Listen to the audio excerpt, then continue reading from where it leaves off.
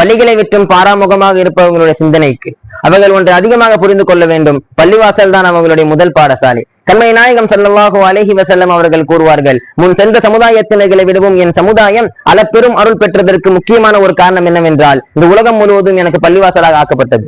இந்த பள்ளி என்ற சொல்லாடலிலே நமக்கு ஒரு விஷயம் தென்படுகிறது. என்னவென்றால், அது வெறும் இறைவனை வணங்கக்கூடிய களம் அல்ல, அதுதான் உண்மையான ஆன்மீக ஸ்தலம். இது நன்கறிந்த முத்து முஸ்தபா ஸல்லல்லாஹு அலைஹி வஸல்லம் அவர்கள் தன்னுடைய சகாக்களில் 100 கணக்கான நபர்களை பல்துறை வித்தகராக ஆக்குவதற்காகவே அவர்களுடைய பள்ளியை பாடசாலையாக ஆக்கினார்கள். இதனுடைய காரணத்தை கேட்டால் சரீரம் சிரிக்கிறது. நாயகம் ஸல்லல்லாஹு அலைஹி வஸல்லம் அவர்கள் கூறினார்கள், ஒரு பள்ளிக்கு தொழுவதற்காகவோ திக்ர் செய்வதற்காகவோ, ஏன் ஒரு பள்ளிக்கு வந்து விட்டாலே ஒரு குடும்பத்தினர்கள் காணாமல் போனாலும் அந்த குடும்பத்தில் உள்ளவர்கள் எப்படி அவரை மறக்காமல் இருப்பார்களோ அதை விட பன்மடங்கு அல்லாஹு தஆலா அந்த நபரை மறக்காமல் இருக்கிறான்.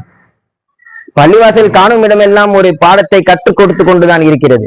ஒரு உள்ளே நுழைகிறான் என்றால், யா அல்லாஹ் உன்னுடைய அருள் மட்டும் இல்லை என்றால் என்னுடைய வாழ்க்கை இருளாகிவிடும் என்பதை சொல்லித் தருகிறது. அவன் வரிசையில் நிற்கும் பொழுது சமத்துவத்தையும் ஒற்றுமையும் அது பயிற்றுவிக்கிறது.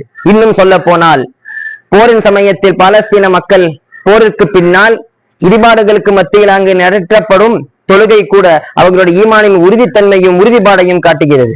எனவே பள்ளியால் மோட்சம் பெறுவோம், மற்றதை எல்லாம் துச்சமாய் களைவோம்.